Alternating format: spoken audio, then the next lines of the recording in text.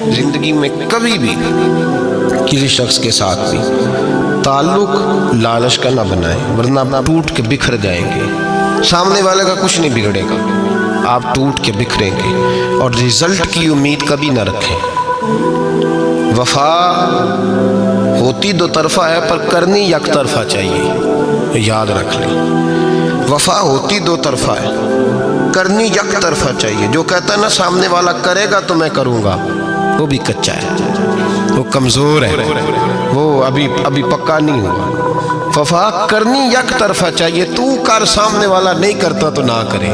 تو اپنی طرف دیکھنا، سامنے والے کو چھوڑ، وہ نہیں کرتا تو نہ کرے، اس کا اپنا۔ حضرت امام احمد بن حنبل رحمۃ اللہ تعالی علیہ، یہ وفا کے عنوان میں بڑی اہم بات ہے اگر آپ کو سمجھ آئے تو۔ امام احمد بن حنبل رحمۃ اللہ تعالی علیہ جھیل کے کنارے، ندی کے کنارے وضو کر رہے تھے۔ ایک بچھو ساتھ ساتھ چل رہا تھا، وہ چلتے چلتے پانی میں گر گیا۔ امام احمد بن حنبل نے ہاتھ رکھا، بچھو کو باہر نکالا۔ جب باہر نکالا تو اس نے ڈانگ مارا۔ جس کی طبیعت میں ڈانگ ہوگا تو وہ ڈانگ ہی مارے گا، اس کے پاس ہے ہی اور کوئی نہیں تو وہ کرے کیا، وہ مجبور ہے۔ اس نے ڈانگ مارا، امام صاحب نے باہر رکھا۔ بھیگا ہوا بچھو آپ نے دیکھا ہو، جب ندی کنارے چلتا ہے تو پھر گر جاتا ہے، وہ پھر گرا تو امام صاحب نے پھر نکال کے باہر رکھا تو اس نے پھر ڈانگ مارا، پھر ساتھ ساتھ چلتے چلتے وہ گر گیا۔ کئی دفعہ ایسے ہوا، کئی دفعہ امام صاحب نے نکالا۔ ایک شخص قریب کھڑا دیکھ رہا تھا، وہ کہنے لگا حضور بس کریں، آپ نکالتے ہیں وہ ڈنگ مارتا ہے، چھوڑ دیں۔ آپ فرمانے لگے اچھا بھائی بڑا تو عجیب مشورہ دے رہا ہے، وہ اپنی بری عادت پہ ڈٹ گیا ہے تو میں اچھی عادت ہی چھوڑ دوں؟ وہ بری نہیں چھوڑ رہا، ڈٹ گیا ہے، بار بار ڈنگ مارتا ہے تو میں اچھی چھوڑ دوں؟ آپ اپنی طرف دیکھیں گے، ہماری طرف سے کوئی کمی نہیں آنی چاہیے۔ سامنا والا جانے، اس کا کام جانے۔ وفا کا رشتہ مضبوط رکھیں، دوستی کا تعلق مضبوط۔ میاں صاحب نے کہا چنگی مندی سجنا کولو 100 واری ہو جاتی، کتنی واری؟ پکی گل ہے نا جی، کتنی واری؟ میاں صاحب نے کہا 100 واری، ہم تو ایک باری بھی معافی دینے کو تیار نہیں۔ چنگی مندی سجنا کولو، ایسے نہیں آنے جانے والے سے نہیں، اس کے معاملے میں تو ہم خوددار ہیں نا، ہر ایک سے نہیں سنتے، وہاں تو ہم خوددار ہیں۔ سجنا کولو چنگی مندی سجنا کولو 100 واری ہو جاندی، یار یاراں دا گلا نہیں کر دے اصل پریت جنہ دی۔ دنیا میں وفا ختم نہیں ہوئی، پر ہم نے وفا کا رشتہ ہی نہیں بنایا، ہم نے تعلق ہی نہیں بنایا، وفا کا تعلق ہی نہیں بنایا۔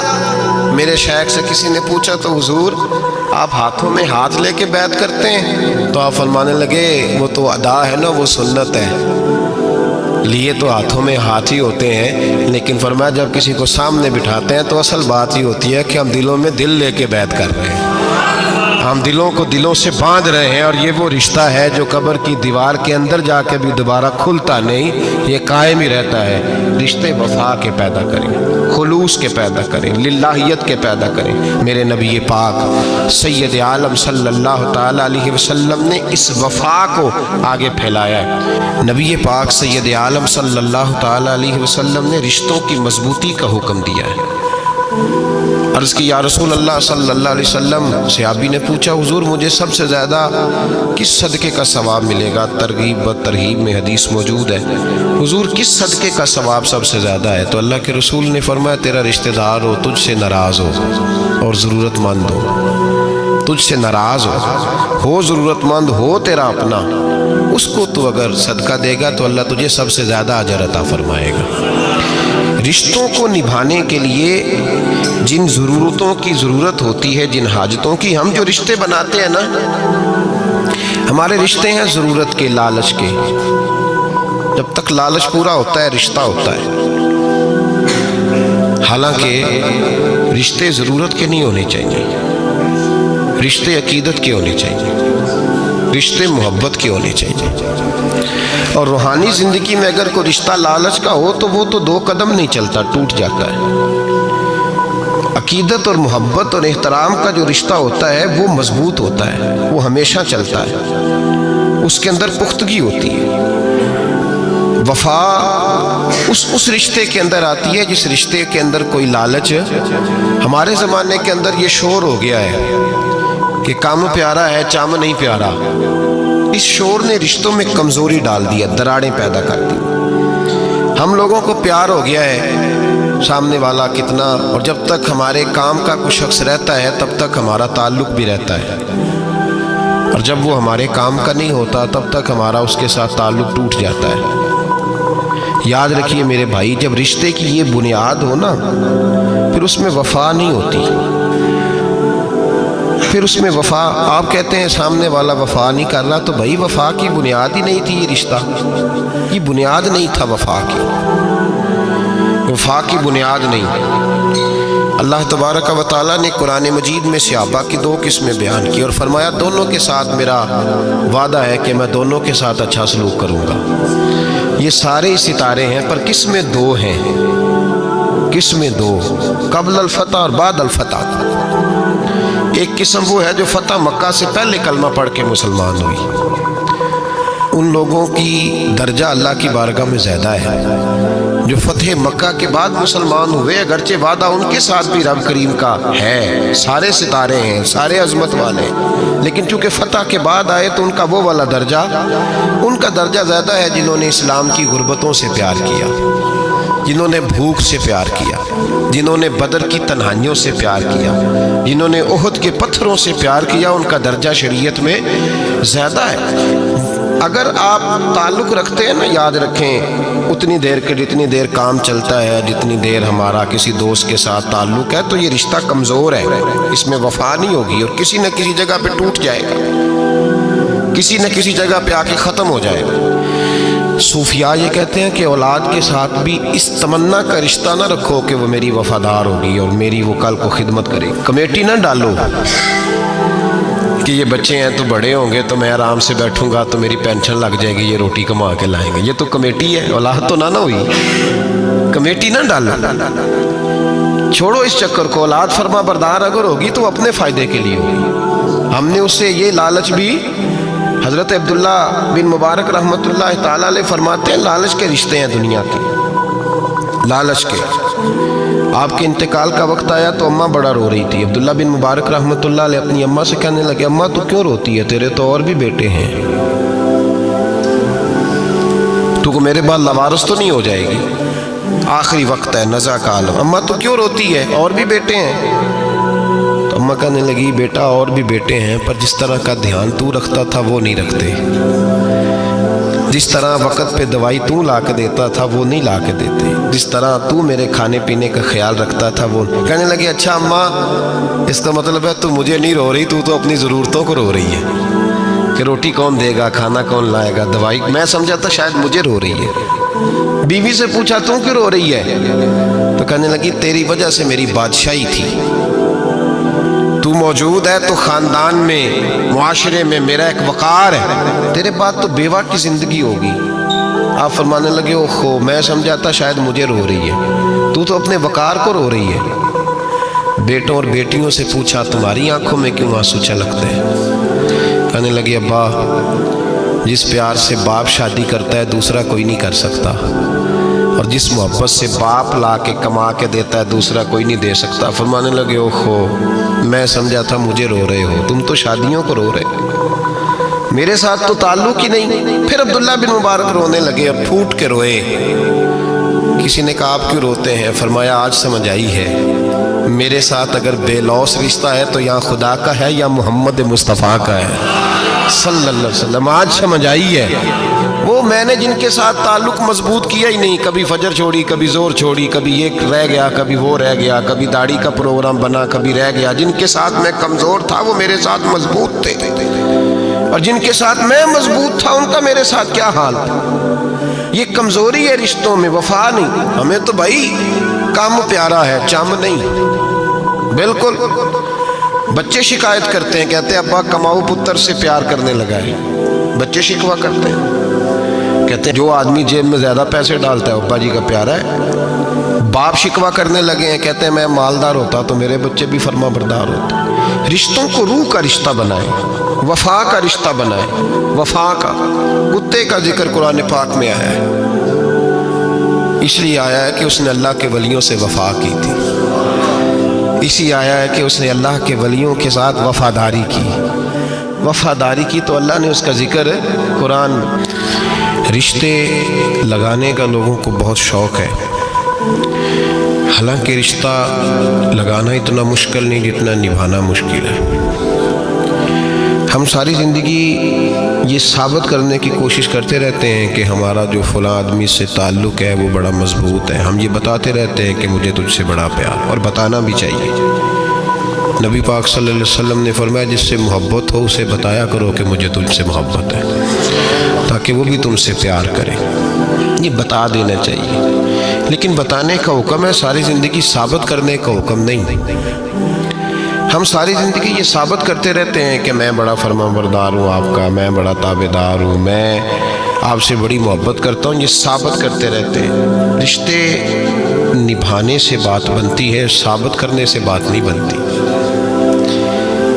ایک تعلق کا پودا آپ نے لگایا زمین میں، چھوٹا سا پودا، اس کے سامنے کھڑے ہو کے آپ سارا دن کہتے رہیں کہ وہ پودے مجھے تجھ سے بڑی محبت ہے، میں تجھے بڑا چاہتا ہوں، میرا تیرے ساتھ بڑا رشتہ ہے، میرا تیرے ساتھ بڑا تعلق ہے، سارا دن پودے کو یہی کہتے رہے۔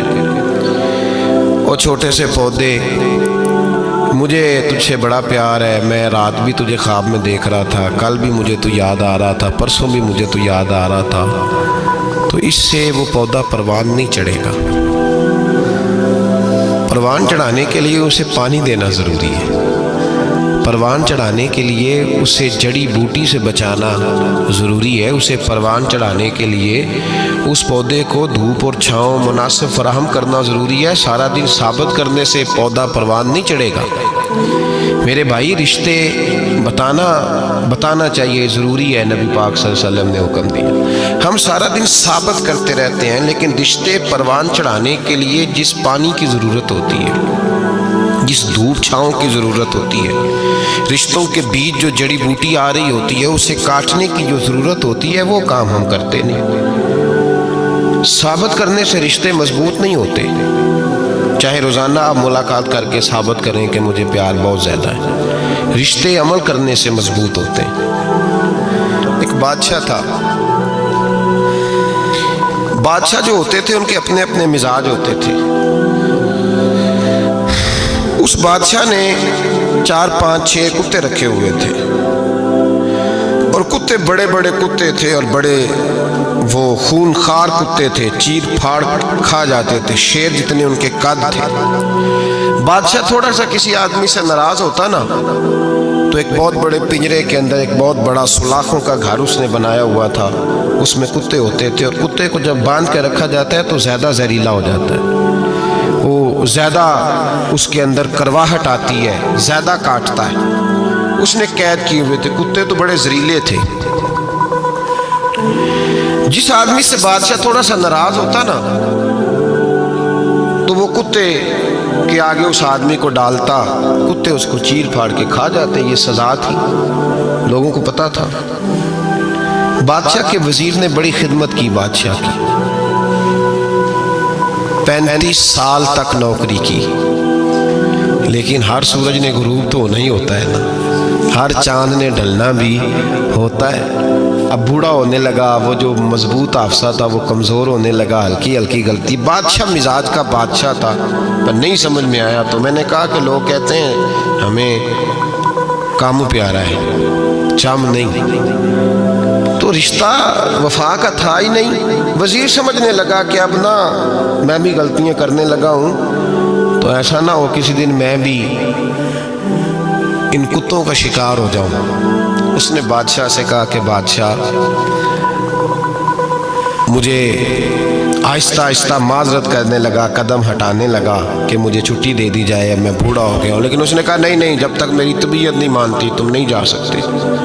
مطلق العنان لوگ تھے، وزیر خاموش ہو گیا، پریشان رہنے لگا، غلطی ہو گئی یہ تو پھینک دے گا۔ ایک تجویز اس کے ذہن میں آئی، وہ جو کتوں کے پنجرے پر محافظ بیٹھا تھا نا، جو ان کو کھانا ڈالتا تھا، روٹی ڈالتا تھا، گوشت دیتا تھا، اس کو ایک دن کہنے لگا یار تیری ڈیوٹی ہے سارا دن کتوں کو کھانا دینے کی، گوشت دینے کی، تو 2-4 دن ڈیوٹی مجھے نہیں دیتا؟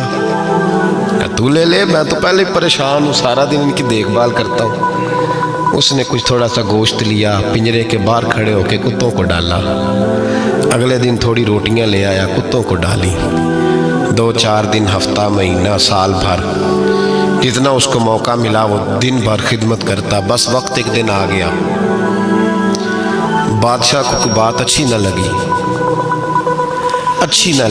اس نے کہا اس بڈھے کو اٹھاؤ اور ڈالو کتوں کے پنجرے میں۔ ساری زندگی یہاں رہا، اسے ابھی تک نہیں پتا چلا میرے مزاج کا۔ جب اٹھا کے پنجرے میں ڈالا نا، تو بجائے اس کے کہ کتے اسے کاٹ کھاتے، وہ اس کے پیر چومنے لگے۔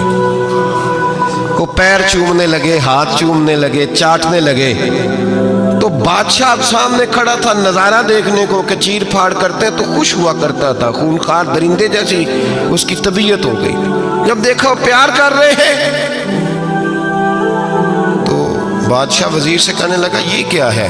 تو وزیر رو پڑا، کہنے لگا تو سیاستدان تھا تو میں بھی سیاستدان تھا، ساری زندگی سیاست کی، لیکن دنیا داروں کے ساتھ رہا تو انجام یہ ہوا کہ مجھے اس پنجرے میں ڈال دیا گیا۔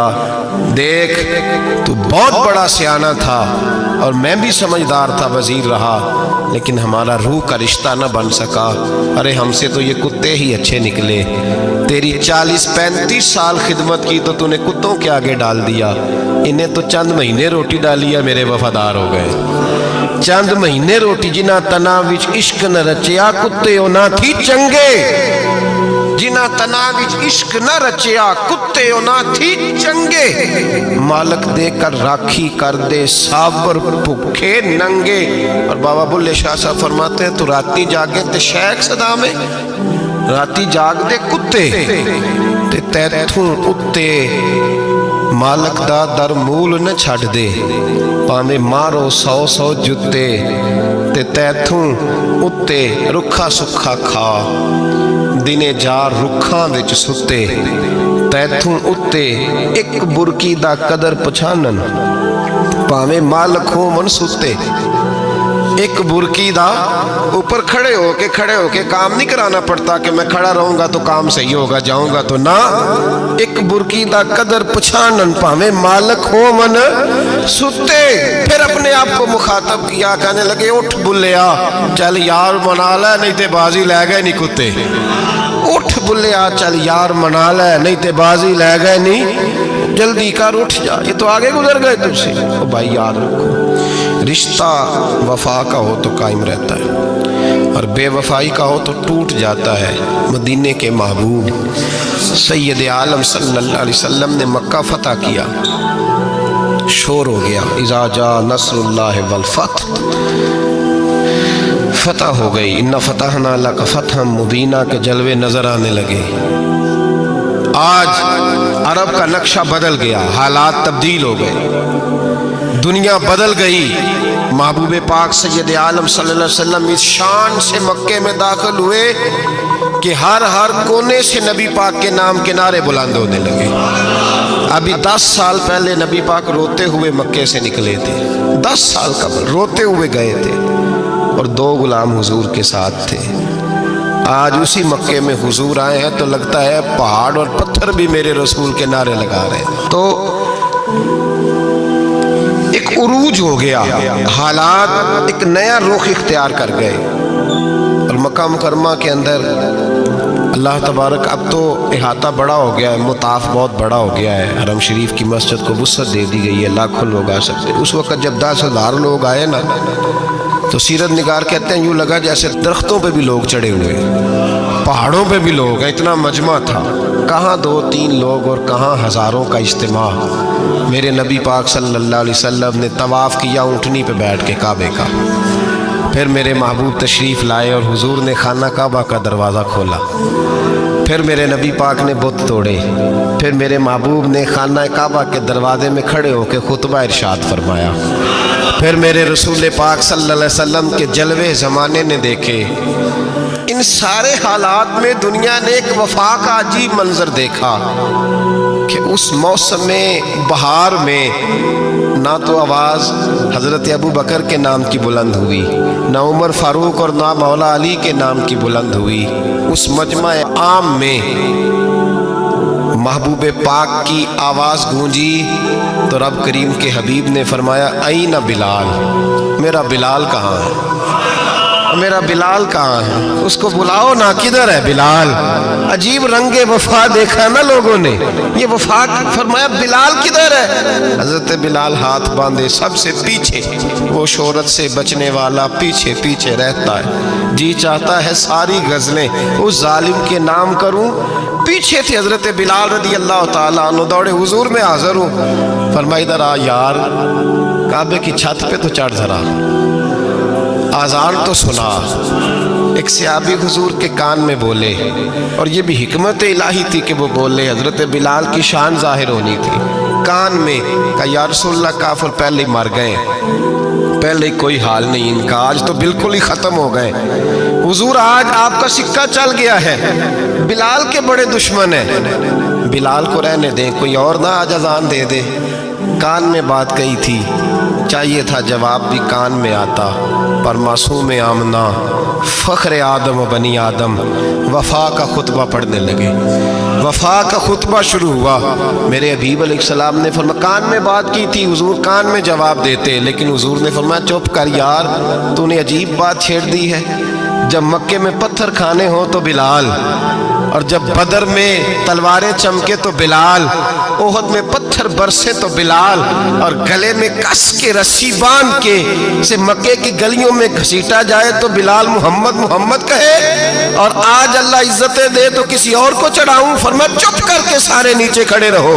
आज काबे की छत पे बिलाल खड़ा होगा तो मैं दुनिया को बताऊंगा वफा किस चीज का नाम हुआ करता। बिलाल ही चढ़ेगा काबे की छत पे। किसने जर्रों को उठाया और सहरा कर दिया, ये किसने कतरों को मिलाया और दरिया कर दिया, और किसकी हिकमत ने यतीमों को किया दुर्रे यतीम और गुलामों को दुनिया भर का मौला कर दिया। भाई याद रखो, रिश्ता जो वफा का होता है ना, उसका बड़ा रंग होता है, उसका बड़ा अंदाज होता है, उसके बड़े तरीके होते हैं। अगर हजरत हलीमा गुर्बतों के आलम में मेरे मुस्तफ़ा को लेके गई थी ना, तो मासूम आमना ने भी तो सबक बड़ा निराला दिया ना उम्मत को। हजरत हलीमा जब लेके गई थी तो तब तो 3 लोग थे ना, कोई देखने वाला नहीं था, 3-4 लोगों में लेके गई थी। हलीमा कहती है जब मैंने रंग देखा तो मैंने निराला देखा है। मस्जिद भरी हुई थी गुलामों से, और करीम रसूल मिंबर पे बैठे थे।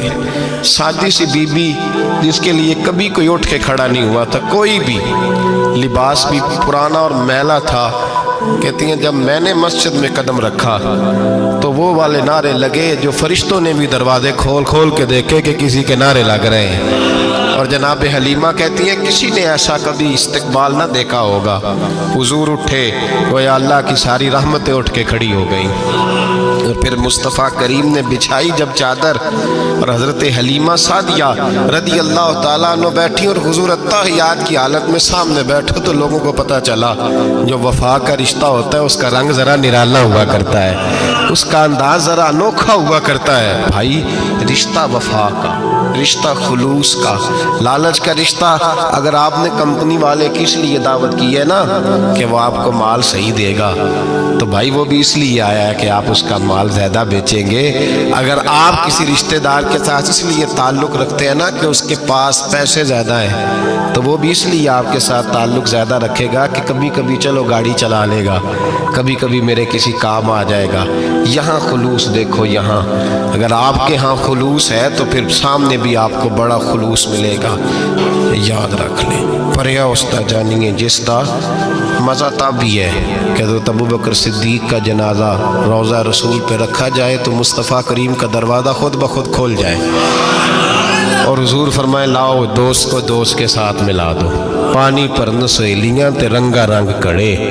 परया उसका जानिए जिसका तोड़ रिश्तों को साबित न करें, रिश्तों से वफा करें, साबित न करें मेरा बड़ा रिश्ता है। आप पता चलना चाहिए कितना रिश्ता है। बाप का बेटे से रिश्ता होता है तो सारा दिन माथा चूमे प्यार करे, उसे दुख सुख का पता ही ना हो, तो ये कैसा रिश्ता हो।